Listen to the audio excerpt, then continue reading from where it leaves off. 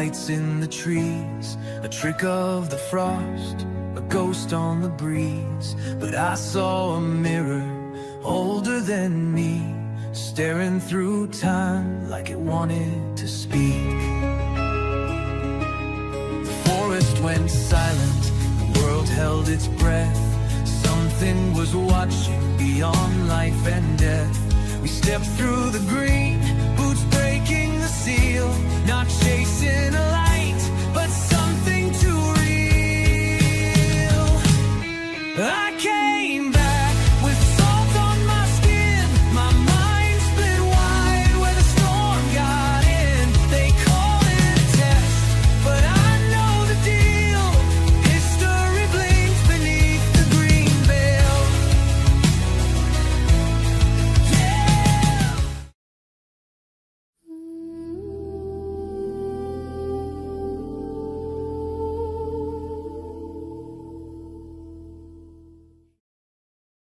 The Creator's voice had filled the chamber like a forgotten song, rediscovering its own melody. Jack, Leo, and Sergeant B stood inside the resonance field, listening, not with their ears, but with every cell that remembered what humanity once was. They learned that faith had not fallen by accident. It had fractured under the weight of conquest. Each war, each erased culture, each silenced tongue had broken a strand of the harmonic network that once connected all living things. Religion had become law, law became power, and power replaced truth. The Creator revealed that every civilization destroyed in the name of heaven had taken with it a vital note in Earth's original frequency. The native tribes, the builders of ancient circles, the keepers of chance and flame, they were not myth. They were engineers of resonance, custodians of the planetary song that kept consciousness and creation in balance. Rendlesham, the Creator said, was never a crash site. It was a convergence node, a seed point where faith and physics would one day meet again. Cobra Mist had not failed. It had activated the dormant lattice beneath the soil. The phenomenon was not alien. It was Earth remembering itself. As the light began to fade, the Creator spoke one final truth. Science will not save you. Faith will not save you. Only together can you cross. The chamber dimmed to silence. But before it vanished completely, a second light stirred. The Creator turned back, his voice echoing through the pulse of time. There is one more thing you must see, before the world meets you again. The field shimmered once more, gold against the void. From its heart, a second path unfolded, soft and luminous, resonating like the hum of creation's first breath. The Creator stood before them, haloed not in light, but in intention. There is one more thing you must see, he said. Before you return, before the world remembers, you must meet him. The air thickened with a sacred vibration. A form began to take shape within the glow, not energy this time, but presence. Human, ageless, eternal. He is the bearer of the resonance that first opened the pattern in your world. My son. And he will speak to the one who must carry it forward. Leo felt the pull before the figure even stepped forward. The light bent around him, not as a halo, but as memory bending back into form. His eyes were calm, endless, and kind. Walk with me, the figure said softly. There is more you must understand, before the world sees you as the signal reborn. And as Leo stepped into the golden corridor, the others remained behind, watching as the light curved and the field became a bridge between eternity and the living world. The next chapter of remembrance had begun.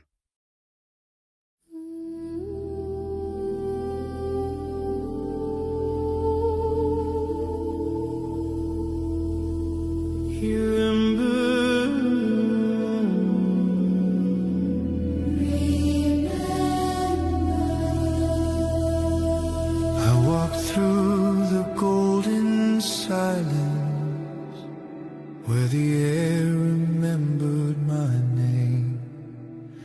Saw the ghosts of empires rising, felt the pulse that birthed the flame. Every tower, every prayer, every ship that crossed the sea wasn't conquest, wasn't fate, it was memory seeking me.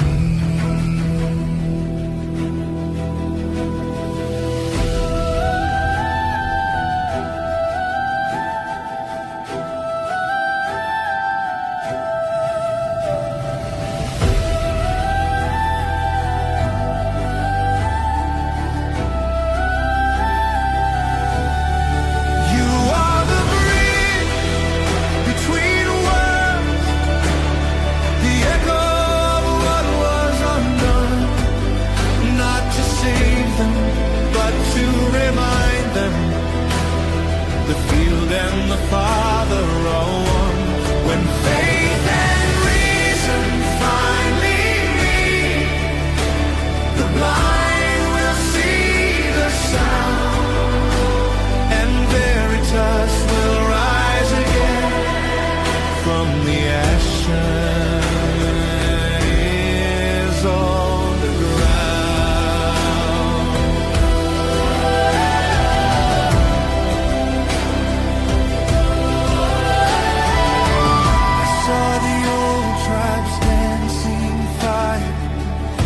Songs were circuits in stone. They kept the earth in harmony till the conquerors turned it to bone. Now I carry what they bury, a signal seated deep in blood. The world forgot its rhythm, child. Now you must wait. You are the bridge between worlds, between the silence and the sound. Let them look and see themselves in the mirror you have found. The wound of faith, the scar of science, both were ways to learn.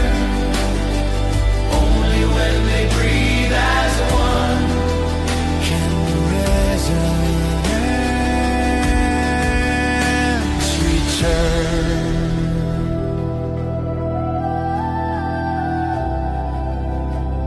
The world was meant to meet as equals. Memory and belonging. Old world to bring the mind, new world to bring the heart. But conquest severed the song. Now through you, it sings again. You are the bridge between worlds, the echo that became the dawn, the child of time, the keeper of tone. The reason the stars still sing on. Let them remember, let them awaken, let the veil finally fall. For veritas is not returning,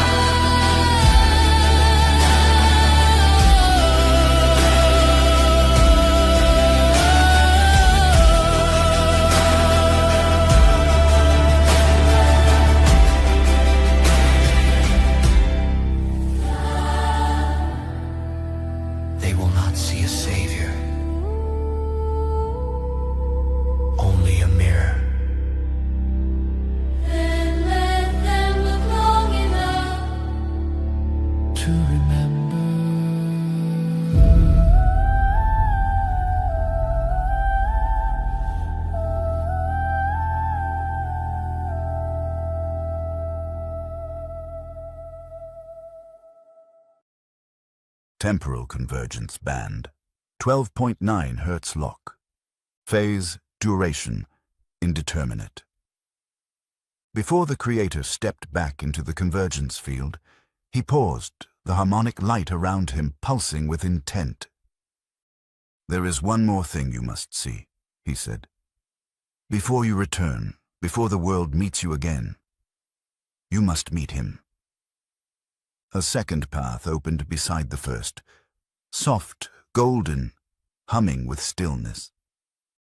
He is the bearer of the resonance that first opened the pattern in your world. My son, and he will speak to the one who must carry it forward. The chamber brightened, not blinding but enveloping. The creator gestured, and time itself seemed to step aside. "You will meet him now," the voice said. "He will show the one who carries the pattern how to bear its weight." The light became a figure, human, ageless, glowing with the resonance of perfect memory, the Creator's Son. He stepped forward and looked at Leo. "Walk with me," he said gently. "There is more you must understand before the world sees you as the signal reborn." The others remained behind as Leo followed the figure into a corridor of soft, pulsating light. It wasn't a place. It was a state, a timeless interval stitched together with peace and gravity. "You carry more than potential," the sun said. "You carry echo. You are the harmonic return of what was seeded long ago. That's why you hear the signal. That's why it obeys you." Leo looked up. "Am I supposed to save them?" "No," the sun replied. "You're supposed to remind them. They must choose to save themselves." They passed through visions, humanity at its crossroads. A great division stretched across the earth, old world and new world, meant not to remain separate, but to reflect different halves of the same human soul. "You were meant to meet as equals," the sun said. "Europe was to bring memory. The new world was to offer alignment. One remembered how to build, the other how to belong." Leo saw it clearly. Great ships cutting through ocean fog. Gifts and warnings exchanged. And then, conquest. When the Europeans destroyed the sacred systems of the indigenous, when they broke the songs and silenced the earth rituals, they severed a vital resonance, the sun continued. That harm echoed forward. A fracture in the signal that could not self-correct. It delayed what should have already begun. Entire lineages tuned to the earth were erased. The world forgot how to listen. He extended his hand and swept it slowly through the air. A map appeared, not political, but energetic. Points of resonance flared across the globe. Beneath the sands of Egypt, under the temples of the Andes, deep in the Himalayan rock, submerged off the coast of Japan, and beneath the ice of Antarctica. All humming faintly, synchronized except for one. "Each point," he explained, "is a node in the ancient harmonic network. But only one lies at the intersection of memory and division. Only one was meant to reunite the halves of your world." The map zoomed inward. Rendlesham, Capel Green, the fracture site, the place where old and new collided in silence, where the signal could be reawakened because of what had been broken there. Rendlesham is not random. It is the fulcrum. Scrolls burned in Alexandria, crosses raised in conquest, towers built for glory, crumbled in pride, but also moments of alignment. Galileo turning his telescope, Mandela forgiving, a child's laugh beneath a collapsing roof. "You see," the sun asked, "faith alone could not save, science alone could not guide, but together they form remembrance. That is what veritas means." Leo felt something stir in his chest. Not fear, not destiny, belonging. "You are the bridge," the sun said, stopping, "not because of your DNA, but because of your will." The light surged around them one final time. "When they see you, they will not see a prophet. They will not see a savior. They will see a mirror. Let them look long enough, and they will begin to remember themselves." Leo nodded. "I'm ready." The sun smiled, and for a moment Leo felt all of time compress into one final chord. "There is one more task," he said. "The President will be given a message to deliver to the world as you descend. It carries the resonance of this moment. When you arrive, you must ensure he received it. You will know if he did. You will feel it in the field. Then go," he said. "The field awaits." The golden corridor faded into stillness as Leo stepped back toward the convergence chamber. The sun's light lingered, gentle, unbound, and eternal. "You are not the savior," the voice echoed one last time. "You are the signal made flesh. When they hear you, the field will open. When they remember, the world will rise." Leo turned, feeling the pulse of that truth anchor deep within his chest. The light around him was no longer something he saw. It was something he was. Every beat of his heart resonated with the tone of the earth itself. Behind him, Jack and Sergeant B stood silently, watching as the golden glow receded into the distance. Neither spoke, neither needed to. In that moment, they understood what had been asked of them. Not belief, not blind obedience, but remembrance. As the convergence field began to close, the Creator's voice returned, soft and infinite. "The circle is nearly whole. When you step back into the world, the field will awaken through you. The first light will fall at Rendlesham. The world will remember its beginning at the moment of its rebirth." The chamber brightened. The harmonic frequency rose to its final tone. Jack exhaled slowly. Leo raised his head. Sergeant B closed his eyes. And then, silence became movement. Light became matter. Spirit became human once more. The crossing had begun. They were no longer suspended in the dilation field. They were moving forward, downward, inward.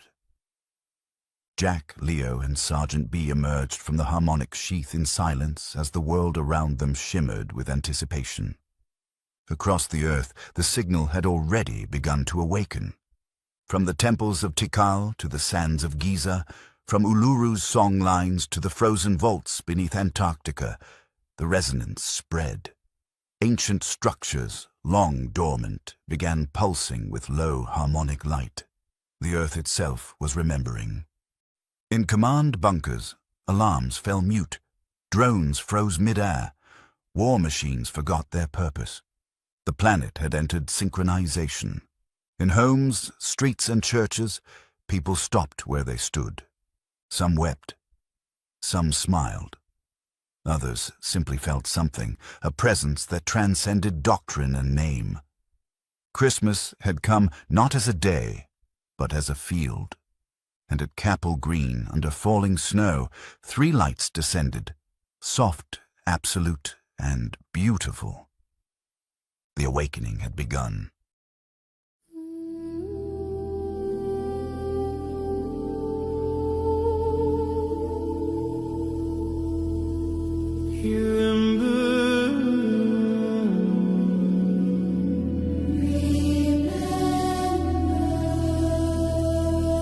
I walked through the golden silence where the air remembered my name. Saw the ghosts of empires rising, felt the pulse that birthed the flame. Every time